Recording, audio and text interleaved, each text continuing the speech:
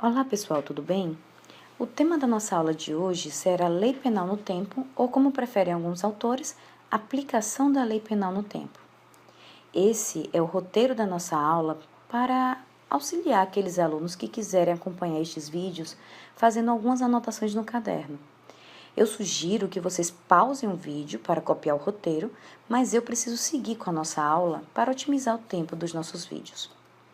Bom, a primeira pergunta fundamental para compreender esse tema é: qual o objetivo do estudo da lei penal no tempo? Ou para que serve o estudo da lei penal no tempo? Para explicar esse objetivo, é necessário fazer algumas considerações introdutórias.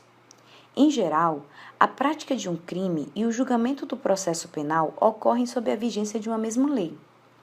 Nessas situações, não existe dúvida de que devemos utilizar a regra geral estabelecida pela expressão latina tempus regi actum, ou seja, aplica-se a lei penal vigente ao tempo da prática do crime. No entanto, em determinadas situações, é possível que a prática de um crime ocorra sob a vigência de uma determinada lei, no nosso caso aqui, a Lei A, e o julgamento ocorra quando já está em vigor uma nova lei, no nosso exemplo, a Lei B. Nessas situações, surge a seguinte dúvida: qual é a lei penal que devemos aplicar? E é exatamente para responder essa questão que estudamos o tema Lei Penal no Tempo. Portanto, o objetivo é solucionar os conflitos que podem surgir quando da sucessão de leis penais no tempo, ou seja, quando uma lei nova sucede uma lei anterior que regulava o mesmo assunto. Para solucionar estes conflitos, devemos inicialmente nos guiar pela determinação contida na Constituição Federal de 88, em seu artigo 5º, inciso 40, o qual estabelece que a lei penal não retroagirá, salvo para beneficiar o réu. Pois bem, se a lei posterior é benéfica, é favorável ao réu, ela vai retroagir para alcançar os fatos praticados antes da sua vigência. Por outro lado, se a lei posterior for desfavorável ao réu, ela não poderá retroagir, ela será irretroativa.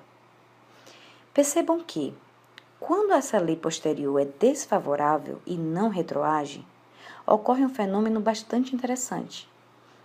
A lei anterior, embora já tenha sido revogada, continua a regular os fatos ocorridos durante a sua vigência. Esse fenômeno é denominado pela doutrina como ultratividade da lei penal mais benéfica. Ultratividade, portanto, é quando a lei anterior, embora já tenha sido revogada, continua a regular os fatos ocorridos durante a sua vigência. Ou, em termos mais simples, ultratividade é a possibilidade de aplicação da lei penal mesmo após a sua revogação. Como conclusão a esse nosso tópico introdutório, podemos dizer que a regra geral é a atividade da lei penal, ou seja, a lei penal regula os fatos ocorridos durante a sua vigência, tempus regi actum. No entanto, quando ocorre um conflito de leis penais diante da sucessão de leis no tempo, é possível que a lei penal se aplique a fatos anteriores, quando é mais benéfica, o que chamamos de retroatividade da lei penal mais benigna, e é possível ainda que uma lei revogada continue regulando os fatos ocorridos durante a sua vigência, o que chamamos de ultratividade da lei penal mais benigna. Essa possibilidade da lei penal se movimentar no tempo é chamada de extratividade da lei penal. Percebam, portanto, que a extratividade é um gênero do qual são espécies a retroatividade e a ultratividade da lei penal. Ademais, quando a lei nova for desfavorável ao réu, teremos o fenômeno da irretroatividade.